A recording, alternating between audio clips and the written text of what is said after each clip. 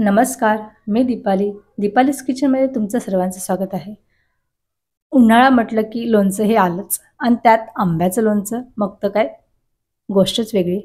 बघता क्षणी हे लोणचं आपल्या तोंडाला पाणी सुटेल असं हे आंब्याचं लोणचं आहे. करायला अगदी सोपी आहे आणि खायला तर काय विचारूच नका. कृती फार सोपी आहे आणि साहित्य पण खूप कमी आहे. चला तर मग कृतीला सुरुवात करू. इथे मी अर्धा किलो प्रमाणात तोतापुरी कैरी घेतली आहे. कैरी छान स्वच्छ धुवून घेतली आहे. पुसूनही देखील घेतली आहे. त्यानंतर या पद्धतीने आपल्याला हे कट करून घ्यायचं आहे.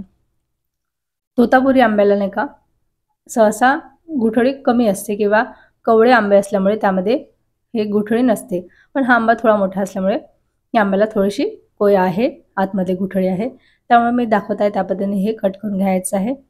आणि हा थोडा आंबा 2 दिवस आधी आणला होता, त्यामुळे थोडा पिवळसर पडला आहे. शक्यतो तुम्ही जर आंबे आणले असेल तर लगेच याचं लोणचं करा, कारण की हे पिवळा पडू शकतो. या पद्धतीने मी दाखवत आहे त्या पद्धतीने छोट्या छोट्या साईजच्या आपल्याला आंब्याच्या फोडी करून घ्यायच्या आहे. छोट्या छोट्या केल्यामुळे काय होतं की ते छान चविष्ट लागते. त्यामुळे इथे छोट्या छोट्या साईजच्या आपल्याला कैरी कापून घ्यायची आहे. बघू शकता या पद्धतीने मी हे कापत आहे. आता मी दुसरा पण आंबा तुम्हाला दाखवणारच आहे. तो नाही का व्हाईट आहे, हा येल्लो आहे. तर शक्यतो मी तुम्हाला इथे एक सांगेल की कैरी आणल्याबरोबरच नाही का लोणचं करायला घ्यायचं आहे, कारण की इथे हा आंबा थोडा मोठ्या साईजचा असल्यामुळे तो थोडासा पिवळसर पडलेला आहे. छान मी एक आंबा कापून घेतला आहे आणि दुसरा आंबा इथे बघा चिरून दाखवत आहे. अगदी व्हाईट आहे. हा थोडा लहान साईजचा आहे, त्यामुळे खूप छान व्हाईट असा पोर्शन आहे. सेमच आंबे आले दोन्ही पण तो मोठ्या साईजचा असल्यामुळे ते येलो पडलं आहे, पण हरकत नाही. याचं पण लोणचं छानच होणार आहे. पण शक्यतो याची काळजी घ्यायची की लगेच कैरी आणल्याबरोबर लोणचं करायला घ्यायचं आहे. छान या पद्धतीने मी दुसरा पण आंबा कापून घेत आहे. बघू शकता किती पांढरशुभ्र आहे.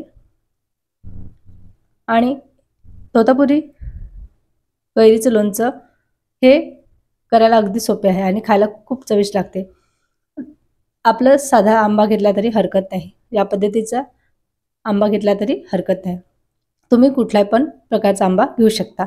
सर्व फोडी मी छान कट करून घेतले आहे. छोट्या छोट्या आकारामध्ये छान कट करून घ्यायचे आहे. सर्व मी एका पातेल्यामध्ये काढत आहे. छान तुमच्याकडे जे पण मोठा कटोरा वगैरे असेल ते घ्यायचं आहे. त्यामध्ये आता चवीनुसार इथे मीठ जाणार आहे. मीठ तुम्ही मोठ्या प्रमाणात किंवा थोडं जास्त घेऊ शकता. मी इथे 3 चम्मच घेतलेले आहे. त्यानंतर 1 चम्मच हळद टाकले आहे. त्यानंतर 2 चम्मच लाल तिखट टाकलेलं आहे. 1 चम्मच इथे जिरे टाकलेलं आहे. त्यानंतर जिरेपूड आहे ही. त्यानंतर सर्व साहित्य हे चमच्या साहाय्याने किंवा हाताच्या साहाय्याने मिक्स करून घ्यायचे आहे. छान हे मसाले सर्व आपल्या पोळींना लागले पाहिजे अशा पद्धतीने हे मिक्स करून घ्यायचं आहे. आणि तुम्ही इथे मिक्स झाल्यानंतर थोडंसं टॉस देखील करू शकता. मी दाखवतच पुढे दाखवणारच आहे मी कसं टॉस करायचं. तर या पद्धतीने सर्व मसाला या कैरीला किंवा पोळीला लागलेला आहे. बघू शकता या पद्धतीने मी हे करून घेतलं आहे. त्यानंतर याला बाजूला ठेवून द्यायचं आहे. याला झाकण ठेवून 15 ते 20 मिनिटं किंवा अर्धा तास तुम्ही हे साईडला ठेवू शकता. त्यानंतर पुढली कृती करूया. एका कढईमध्ये छान तेल गरम होऊ द्यायचं आहे. मी इथे 1.5 वाटी तेल घेतलं आहे. तेल हे मी फल्लीचं घेतलेलं आहे. तुम्ही कुठल्याही प्रकारचं तेल इथे घेऊ शकता.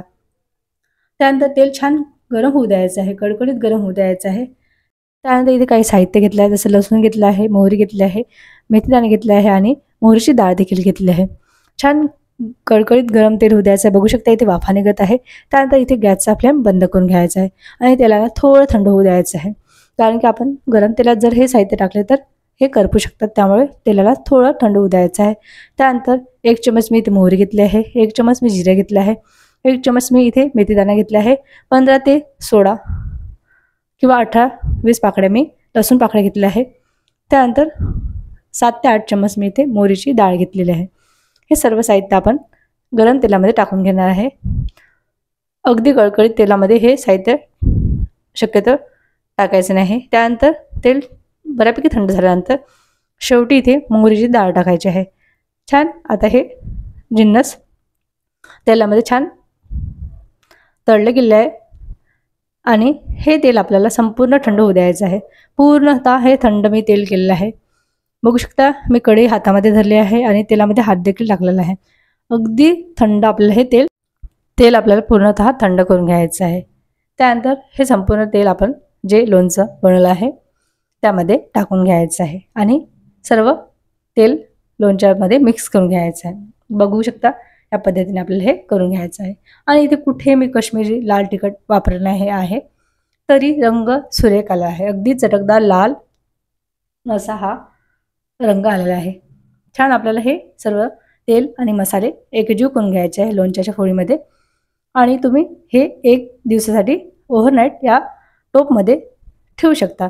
त्यानंतर दुसऱ्या दिवशी आपण हे पाहणार आहोत। 1 दिवस छान लोणचं मुरलेलं आहे। बघू शकता 1 दिवसानंतर मी तुम्हाला दाखवत आहे। अगदी सुरेख रंग आलेला आहे, चटकदार लाल आणि बघता क्षणी हे लोणचं तोंडाला पाणी सुटेल असं हे लोणचं आहे। कृती एकदम सोपी आहे आणि तुम्ही हे 1 ते 2 महिने आरामात हे लोणचं चालतं। बुरशी वगैरे काहीच लागत नाही। 2 ते 3 महिने हे आरामात टिकतं। त्यामुळे ही रेसिपी तुम्हाला आवडली असेल तर एक लाईक नक्की करा हो, आणि जे चॅनलवर नवीन असाल तर चॅनलला सबस्क्राईब देखील करायला विसरू नका।